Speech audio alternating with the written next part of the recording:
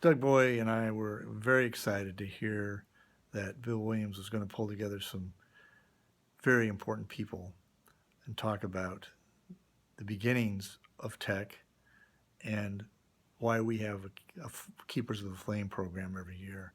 Doug is the co-founder along with myself, and I want to thank Bill Williams for pulling this together and hosting Fred Cheney, the individual who took tech around the world, Bill Hall, who was so important at the beginning of tech, and Priscilla Kemp, who really is our link to Bob Nurse, the founder, and she is the flame, and for Mark Fackler for taking the time to work with us and put this video together. I want to talk briefly about why we founded the Keepers of the Flame. And it was really motivated by those of us who've chaired for 10 years or more and wanting to get together with people who had had that experience, because it gives you a different view of the world. And to be with people who've chaired for 10 years or longer is just a special experience. So that was the primary motivator. The second was to get the generations. We have chairs that started in the 60s, in the 70s, 80s, 90s, and now in the 2000s. And for them to connect with each other, to have them have an opportunity to be with people who are the beginnings of tech is a huge advantage. And so that's why we put it together. And the other reason was, quite frankly, Doug and I just wanted to be with people we don't get to see very often and spend time with them having deep, meaningful conversations. So if you're a chair for 10 years or longer, it's something you might want to consider. And once again, thank you, founders, for putting this great business together. I'm so glad that I have a chance to be with them. I'm so glad that you have a chance to hear from them.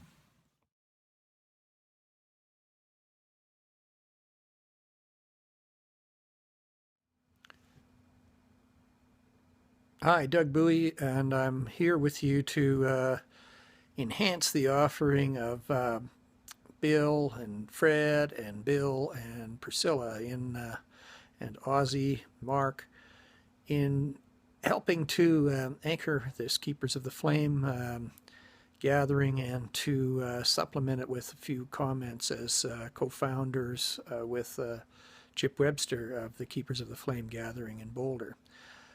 Just a word about our guidelines and then how we've evolved.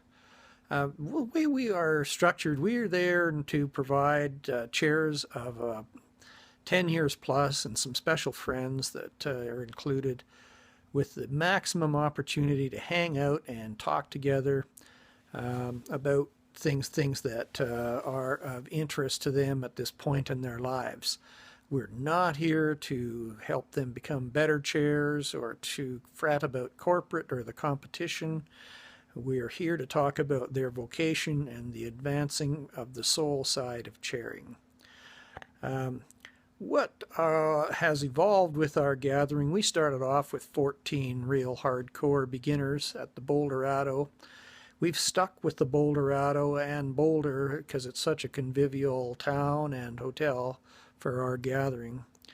The way that we've worked on it is that we've had chairs for each year who choose a theme and set up and launch discussion groups within that theme that provide the maximum of interaction in small groups. And we provide a nice reception on Thursday, some great meals on Friday and Saturday all together. But the rest of the time is spent in open session and in practically limitless opportunity to interact. This group doesn't need a lot of structure in order to make this gathering happen. They can do it themselves. So we're very glad to be able to continue the tradition started by these great founders, otherwise talking to you on this video. And I really prize my pal Chip and the chairs for the years that have made these gatherings come alive. We look forward to many more. We're up to 90 people now that come, and we trust that those who need to will be there.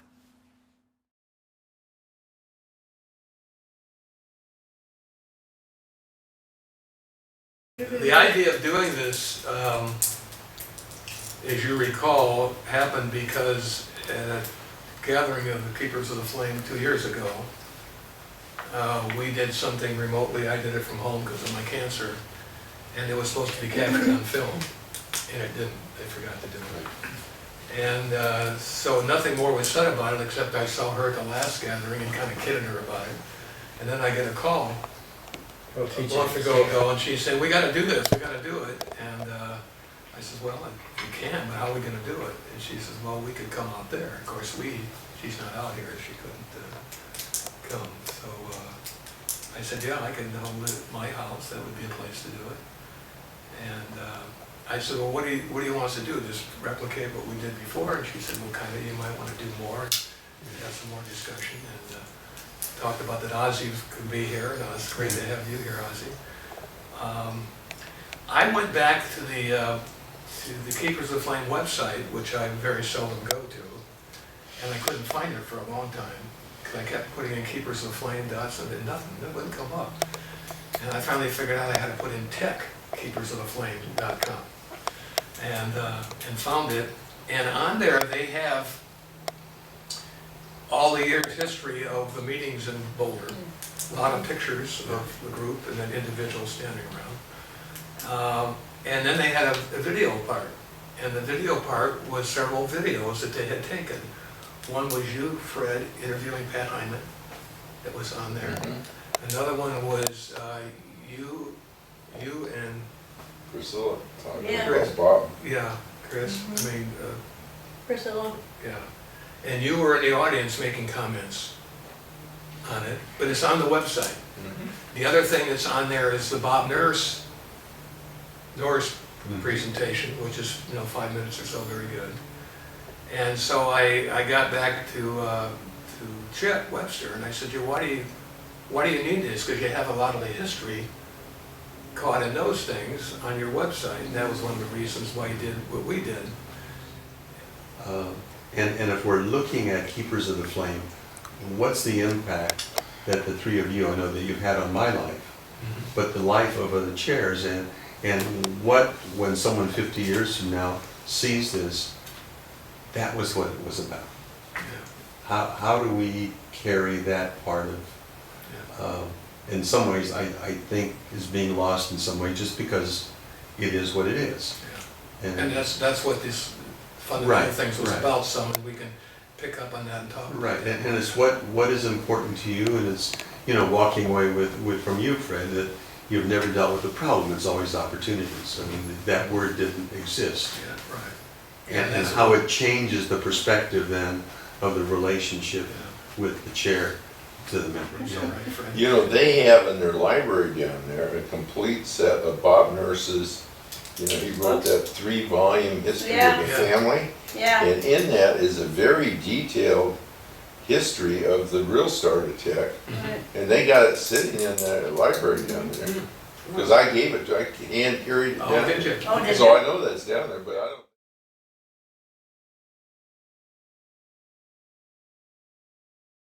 This is it. Our being here today is a very interesting date Yeah. because Tech started in Milwaukee. They had their first meeting on October 25th, No 1957. Yeah. Yeah, So we're So that almost was- exactly Yeah. 58 years out yeah. Yeah. from that right now today. I didn't think about that. And then the other thing was 57? Mhm. 57, his first 57. meeting. That's what the report is. Yeah. Mhm. It is. So that means we will be at 58, 2 days from now, it'll be 58 years. 58 years. Yeah. Yeah.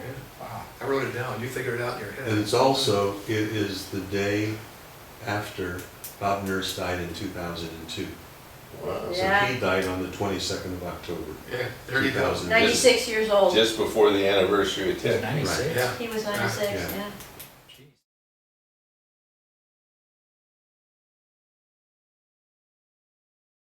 Keepers of the Flame. Yeah. And the whole idea of the Keepers of the Flame was that they were pretty clear in their write-up of what they're all about is to remove the renewal of the mind and heart and spirit, our continued growth, the shared journey connecting each of us, blah, blah, blah, enhancing the soul of Tech and the Vistage.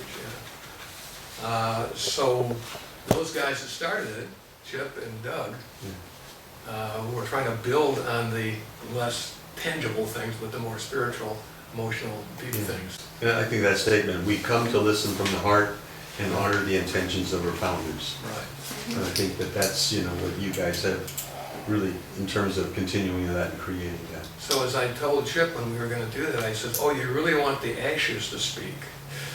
Because we are the ashes of the fire. That's right. The people watching this are listening to the remnants, I- Right. the echo of the I would ashes. I would prefer to be at least a glowing coal rather than. Yeah, right, the Well, ashes, wait, good God. you still are if the fire keeps burning. You're still warming you in the ashes. I mean, let's get philosophical about this all. Come on.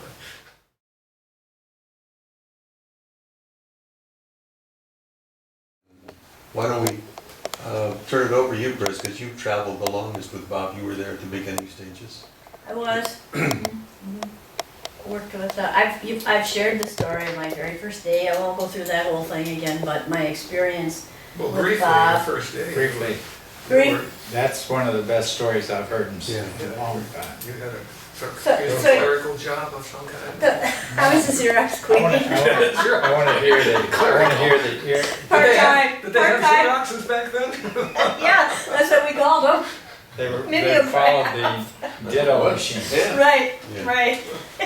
Why don't you give a thumbnail of that? Yeah. All right. Give us the I'll interview. give I it like the, the all interview. right, Yeah. okay, so. And you're talking to the it's- people out there okay. too. All right, so I've been hired part-time, 12 hours a week to make copies of the speaker's handout. So I was the Xerox queen.